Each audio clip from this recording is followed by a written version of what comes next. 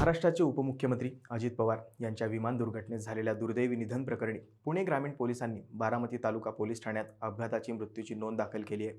या दुर्घटनेमागील नेमकी कारणे शोधण्यासाठी पुढील तपास सुरू करण्यात असल्याची माहिती पुणे ग्रामीण पोलिसांच्या अधिकाऱ्यांनी दिली. मिळालेल्या प्राथमिक माहितीनुसार संबंधित विमानाचा अपघात अचानक झाला असून या दुर्घटनेत उपमुख्यमंत्री अजित पवार यांचा मृत्यू झाला.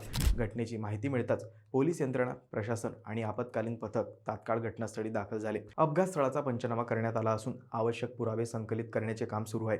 पोलिसांकडून विमान अपघाताचे तांत्रिक कारण, हवामानाची स्थिती तसेच उड्डाणाशी संबंधित सर्व बाबींचा तपास केला जात आहे. नागरिक विमान वाहतूक विभाग आणि संबंधित तज्ज्ञांच्या मदतीने चौकशी करण्यात येण्याची शक्यता आहे. या दुर्दैवी घटनेनंतर राज्यभरातून शोक व्यक्त केला जात असून राजकीय सामाजिक क्षेत्रातून श्रद्धांजली अर्पण करण्यात येत आहे.